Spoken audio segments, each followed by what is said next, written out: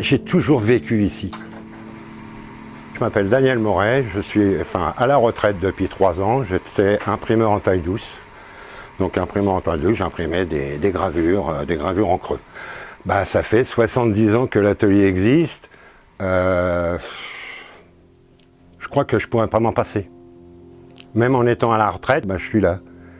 C'est formidable que j'ai trouvé quand même 3 personnes que j'ai formées, que ce soit Didier, Thomas et Mathieu, qui ont bien voulu accepter les clés de l'atelier, parce que c'est pas évident, artisan à Paris, c'est pas évident. Et surtout qu'ils ont gardé le nom de Moret. Alors je m'appelle Thomas Fouque, je suis arrivé à l'atelier Moret il y a peut-être 10 ans bientôt. J'ai fait l'école des arts décoratifs de Paris et je suis venu faire mon stage ici au cours de mon cursus et je suis jamais parti. Et voilà, de fil en aiguille, Monsieur Moret est parti à la retraite et puis on a décidé de reprendre tous les 3, Mathieu et Didier, la gérance de l'atelier. Voilà. Je suis Didier Manon-Villers, je travaille aux ateliers Moret depuis 1974, donc c'est pas d'aujourd'hui. Donc la collaboration avec la maman de Daniel Moret, mon oncle qui travaillait ici, mon oncle m'a fait venir, j'avais 16 ans, j'ai tout découvert ici, tout appris, les techniques, les façons d'imprimer, la collaboration avec les artistes, le métier par lui-même est venu au fur et à mesure des impressions, des travaux et des ancrages et des découvertes avec les artistes nouveaux qui arrivaient à l'atelier et qui nous a permis d'évoluer aussi vers d'autres techniques que la gravure traditionnelle. Alors, je m'appelle Mathieu Perramant, je suis imprimeur aux ateliers Moret. Alors donc en gravure en taille douce, donc la gravure en taille douce c'est la gravure sur plaque de métal.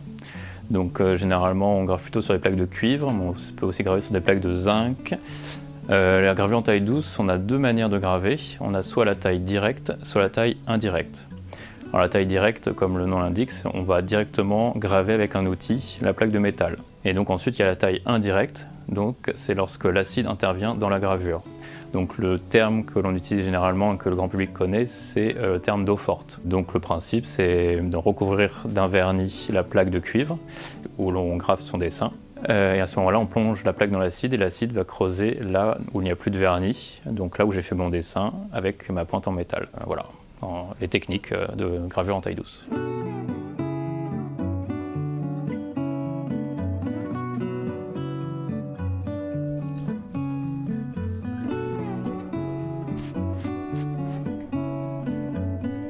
En tant que taille-doucier, on doit maîtriser surtout l'essuyage. Nous, ce qui nous concerne, c'est l'essuyage. Après, on intervient à plusieurs niveaux, dans le choix du papier, dans le choix de l'encre. Il faut des papiers quand même assez résistants, parce que c'est des papiers qui prennent quand même, qui reçoivent une forte pression lorsqu'ils passent sous presse. Donc il y a une déformation qui se fait de la part du papier pour aller chercher l'encre. Alors d'ailleurs, dans le jargon de l'imprimerie, on dit que le papier est amoureux. Voilà. Il y a des papiers qui sont plus ou moins amoureux, il y a des papiers qui vont mieux chercher l'encre dans les tailles.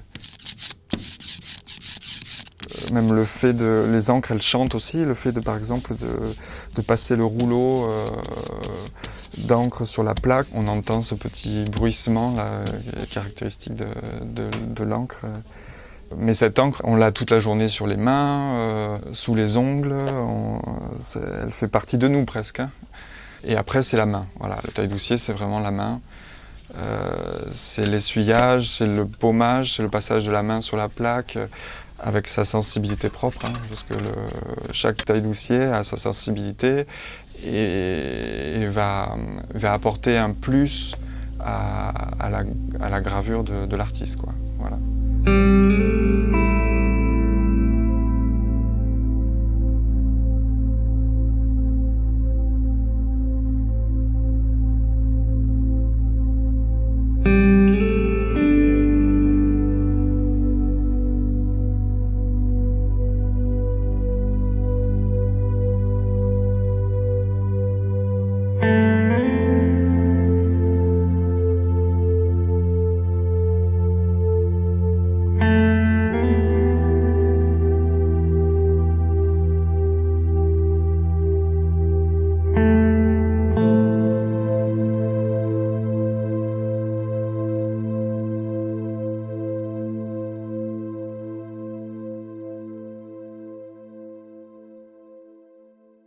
Donc effectivement, donc on rentre à chaque fois dans un univers différent, parce qu'on croise énormément d'artistes à l'atelier, avec des voilà, qui vont s'exprimer en figuratif, en abstrait, noir et blanc, couleur.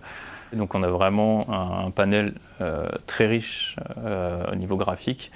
Et du coup, c'est vraiment intéressant parce qu'on voit que la gravure, en plus, est vraiment un médium très singulier, qui n'est pas un sous-genre comme souvent on peut le penser, qui est vraiment un médium à part entière avec une richesse incomparable, un vocabulaire infini, parce que quelque part on a peu de techniques en gravure, mais chacun se l'approprie et du coup chaque technique devient très singulière et on a, en voyant le mur de l'atelier, on a une richesse graphique énorme et du coup se confronter à chaque univers, c'est vraiment intéressant et enrichissant pour tout le monde, quoi.